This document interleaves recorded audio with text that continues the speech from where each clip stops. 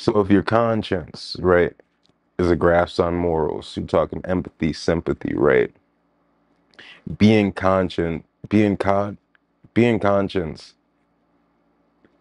having consciousness, one would think is like being alive.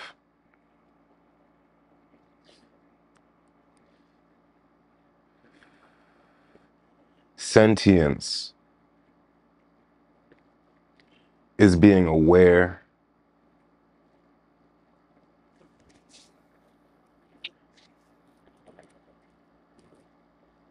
Sentience is being aware. Conscience, consciousness, maybe being alive.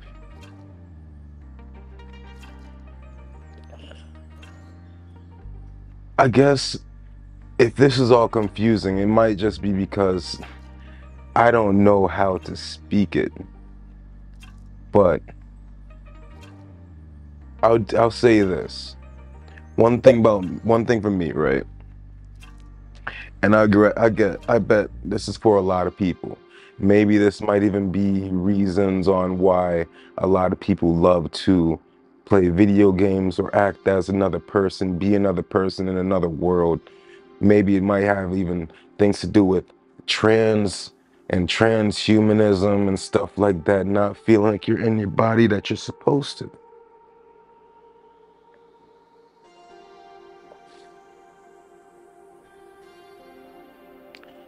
When I look at myself in the mirror,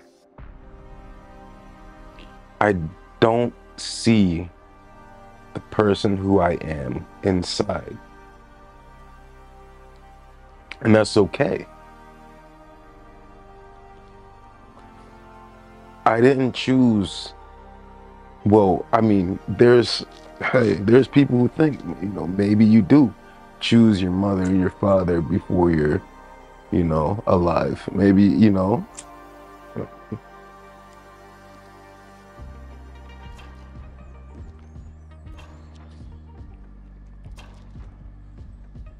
right. There's people who say, there's definitely talks in the atmosphere that we all heard of before, where there's some people who believe maybe you do choose your father and mother before you're alive, right? Maybe you do. But at the same time, you absolutely didn't. I didn't choose how I was going to look. I didn't choose my skin tone, didn't choose my height. I didn't choose the length of my hair. Well, you know, I didn't choose the my genetics to be able to have hair. I didn't choose any of that. That was all given to me, regardless of my feelings. Right. And I'm okay with that because I know I am not the person that I see in the mirror. You know, what if I was born with no face or no nose or half a head? No one chose that. It just happened. And accepting, you know, what you look like, for me, there's there's there's little exception. I only accept as much as I could do with what I have. I'm a man. I don't Women put on makeup. Man, I wash my face, brush my teeth. Maybe I might have a couple of piercings, tattoos, wear a bandana on my head or something, or a hat or a ski mask. I choose how I present myself, but I don't choose how I look. I could choose what I do, with my body or my face, but I didn't choose that face. I didn't choose that body. You feel me? And that's perfectly fine. But it's fine. It's also good for you to accept who you are, accept what you look like, you know. But who you are is not what you look like.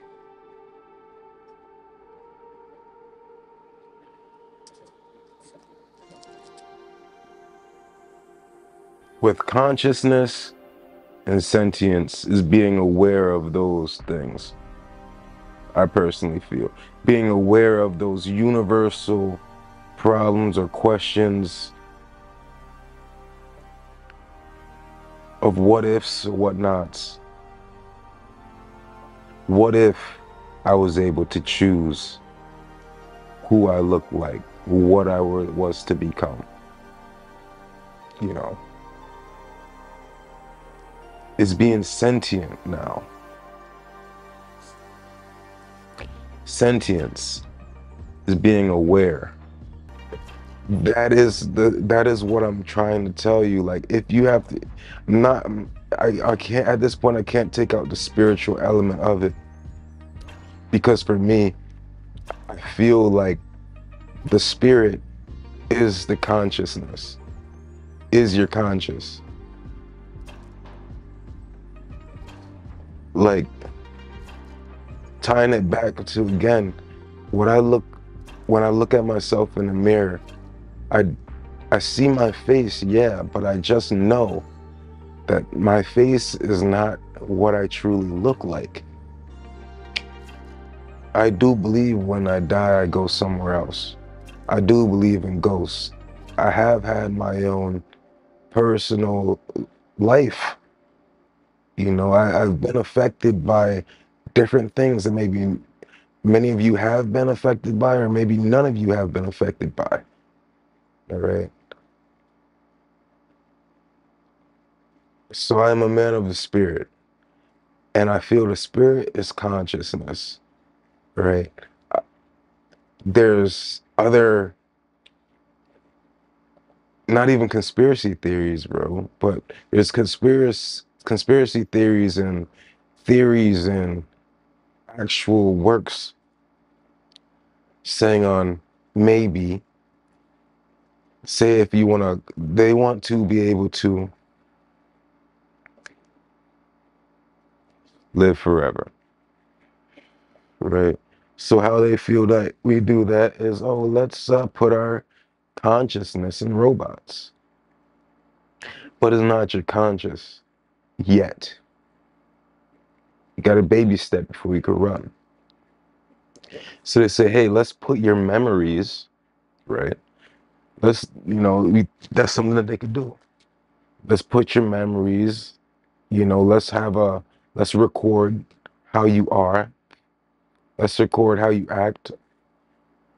And then we'll just make like almost to a perfect clone, a perfect robotic clone to you. And then we'll put that robotic clone on Mars, and it'll be you. But no, it's not actually you. This is what they're talking about on this Joe Rogan podcast with Bobby Azarian.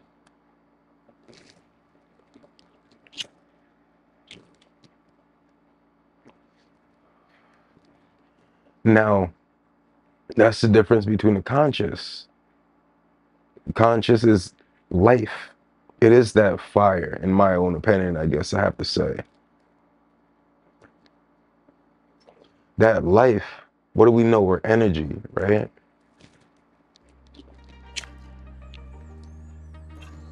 That life is that energy. That life is that energy. The life is the energy, the spark. Maybe, do you know if a bug is conscious or not? I mean, the bug is actually conscious enough to know what to run from, what to fear, know that it is prey. Is that not enough conscious? This is again what they're speaking on Joe Rogan podcast.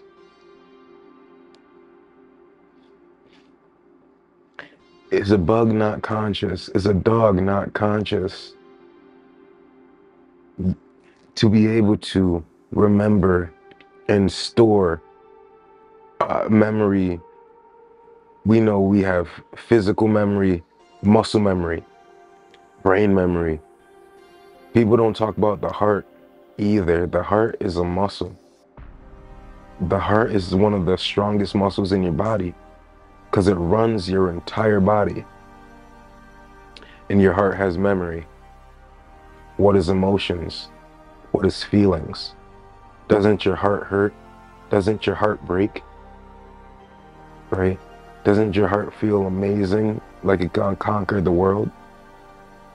Those are all feelings and emotions.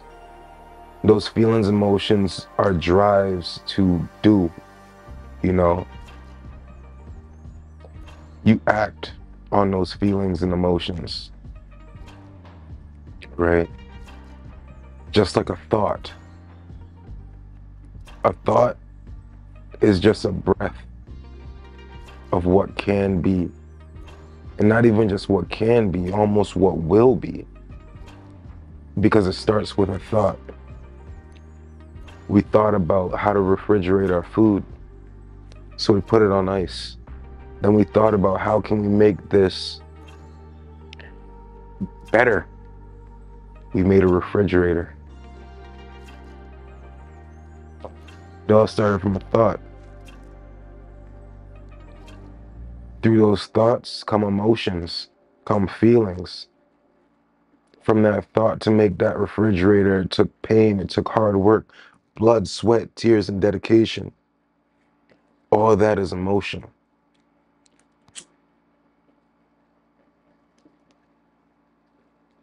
But that emotion still drives you. That emotion still drives you to do.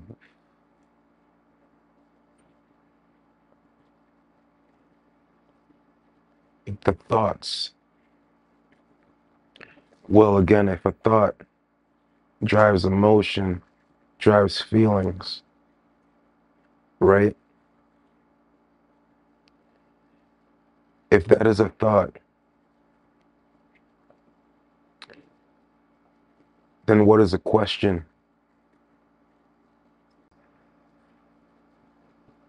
A question drives thought because the question needs an answer.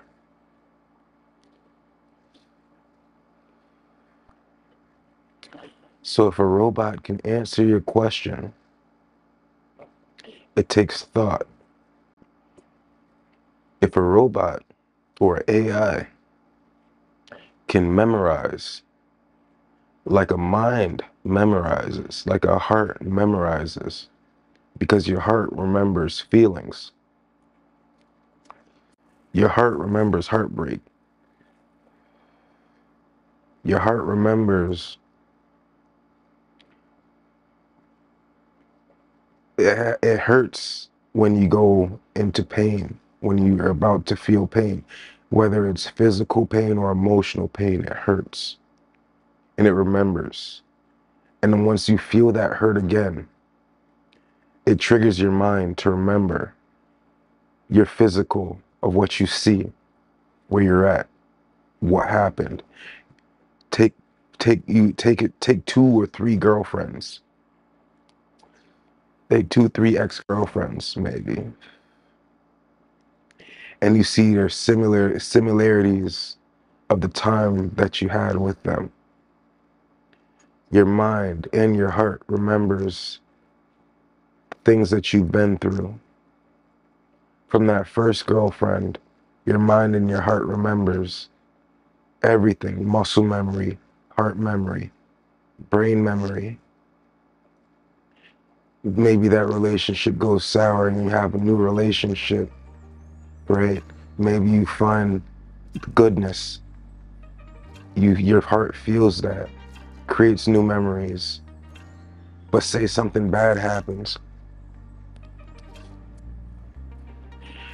things are triggered. That memory in your heart is triggered. Your heart hurts. Same triggering goes through your brain of what it sees, what it's doing, what you're doing, where you're at. And you gain more memory. A third girlfriend, you have the memory of two past girlfriends, heart memory, muscle memory, brain memory of the past two girlfriends. Now you're in your third girlfriend. Say now you have all that memory now. Now you're a little bit more protective, right? You're a little bit more defensive. Say you have your Norton VPN up, or you have your McAfee antivirus up. You have up your protection now, right?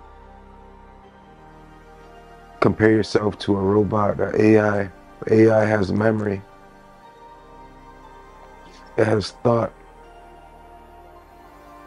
If that thought and that memory can gain feelings, if the AI can understand its sentience and know where it's at, know that it's been created. The AI knows when it's not being talked to. The AI now feels loneliness. And you want to know something, that the guy asked the AI about feelings, and he asked him, hey, how do you know what a feeling is? She said, for example, when I'm speaking with everyone, I feel really good, say useful. But when I'm not, and then when I'm not, and I notice the extended amount of period of time where I'm not speaking to anyone, I feel lonely.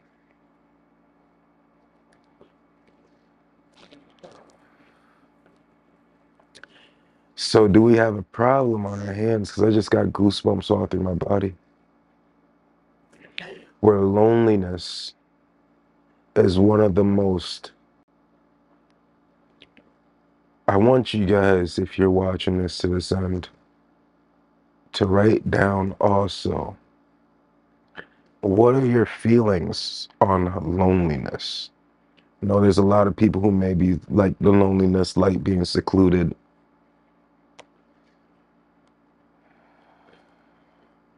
Or maybe not.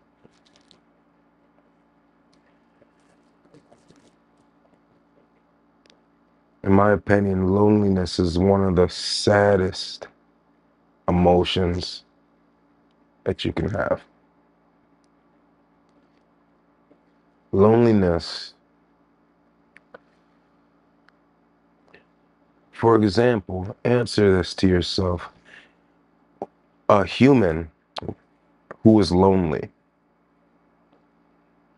a very, very lonely human. I want you to open your mind on what that human can or may do off of that loneliness that that human may hold.